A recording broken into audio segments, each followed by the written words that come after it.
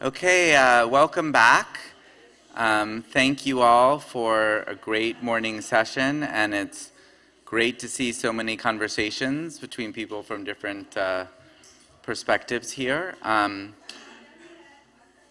Before we proceed with our next panel, we are going to hear via a video from an actual middle school student.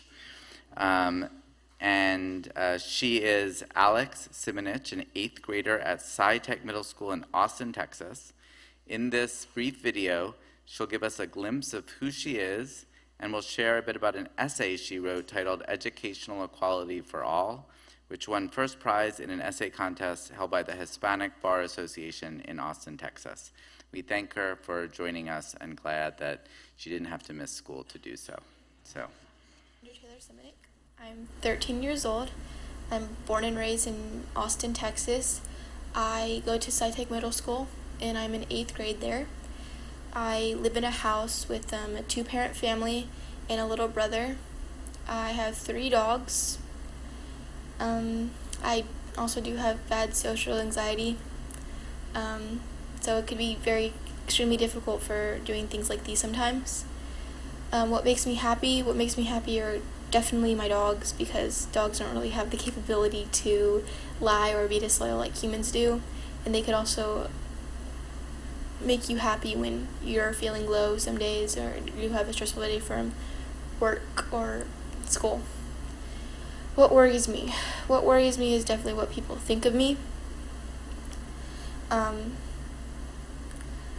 I always want to be perfect around people and always worry about my appearance, so I constantly ask how I look with my friends and how I am. And I would constantly worry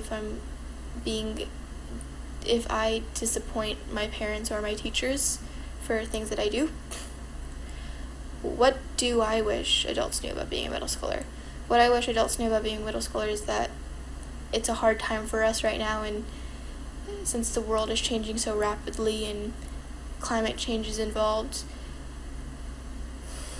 we don't really know what options we could have for our future, and it stresses us out because we have all this weight on us. So yeah, why did I decide to write this essay? I decided to write this essay because my dad was in the PTA, and after PTA meetings he would always come to me and tell me how little money the school has and for necessities at our school, and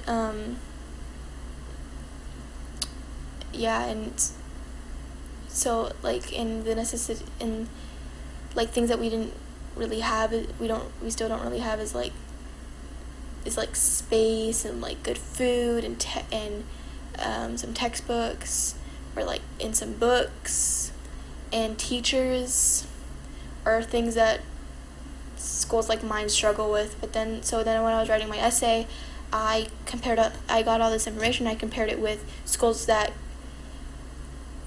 had the capability to afford these necessities, who could do this to their school to help their students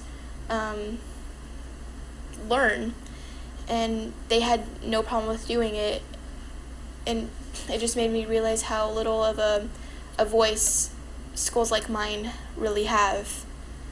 And I wrote my essay, and it's called Educational Equality. In Texas, the law is clear that all children should have equal opportunities in education. What really happens is another story.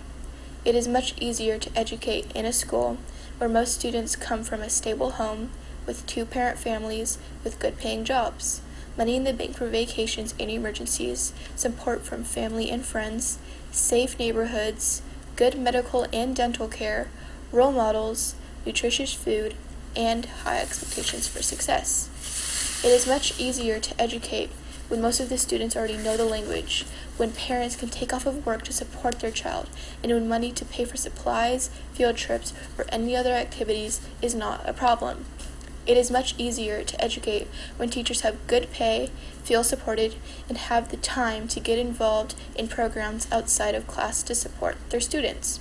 It is much easier to educate when most of the school's money can go into actually teaching students rather than handling behavior problems or providing for basic needs. Many of the students at my school are not like this. Students at my school have families that struggle every day. Money, time, language, food, safety, things that some students take for granted in other schools are real issues for many of our students. It is true that the teachers at my school work hard and do the best they can with what they have, but it is not enough. The law that is supposed to provide for equal opportunities in education is not enough. There's a problem, and it's not getting better over time. We need to create change from within our school. Give students a voice with student government. Create strong student leaders who speak for all of us, who know what we need and what we're going through, who can speak up and be heard. We need the adults who run the school to invite us to meetings and not only hear what we have to say, but respond to what we need and want. We need to reach out to our community, anyone who will listen and tell them that what we're trying to do. We need all kinds of people, parents, teachers, business owners, to demand real change. The students at my school will probably continue to struggle with many things that students in other schools may not have to. But the one thing we can do for ourselves with support from our school is organize for change. We need to get angry, we need to be loud, and we need to be seen.